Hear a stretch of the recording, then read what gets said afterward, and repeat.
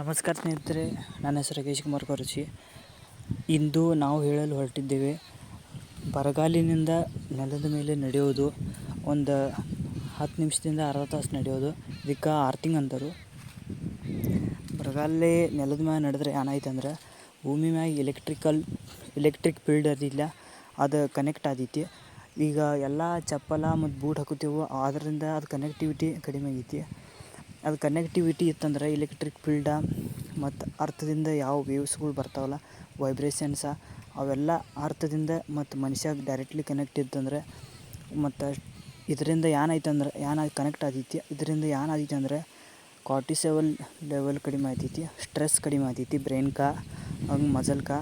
ಮತ್ತು ಮಜಲ್ ಪೇನ್ ಹೆಚ್ಚಿತ್ತಂದರೆ ಅದು ಮಜಲ್ ಪೇನ್ ಭೀ ಕಡಿಮೆ ಆಗ್ತೈತಿ.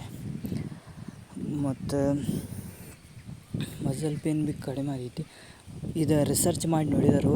ಅಂದರೆ ಹೆಚ್ಚು ವಯಸ್ಸಾದವ್ರಿಗೆ ಕಾಲು ನುಸೋದ, ಕೈ ನುಸೋದ, ಅವು ಇವು ಎಲ್ಲ ಎದ್ದಿರ್ತಾವೆ.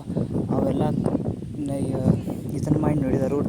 ಬರಗಾಲ ನಡೆದ 2 ತಾಸು 3 ತಾಸು ಹಿಂಗೆ ಮಾಡಿ ರಿಸರ್ಚ್ ಮಾಡಿ ನೋಡಿದರು. ಅವಾಗ ರಿಸಲ್ಟ್ ಏನು ಬಂದೈತೆ ಅಂದರೆ, ಅವೆಲ್ಲ ಪೇನ್ ಎಲ್ಲ ಕಡಿಮೆ ಆಗಿದ್ದೆಲ್ಲ ರಿಸಲ್ಟ್ ಬಂದೈತಿ.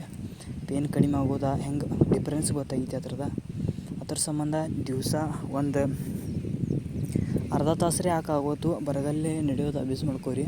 ಯಾಕಂದ್ರೆ ನಿಮ್ಮ ನೇಚರ್ ಜೊತೆ ನಿಮ್ಮದು ಕಾಂಟ್ಯಾಕ್ಟ್ ಇತ್ತಂದ್ರೆ ನಿಮ್ಮ ಬ್ರೈನ ಮತ್ತು ಎಲ್ಲ ರಿಲ್ಯಾಕ್ಸೇಷನ್ ಫೀಲ್ ಆಗ್ತೈತಿ.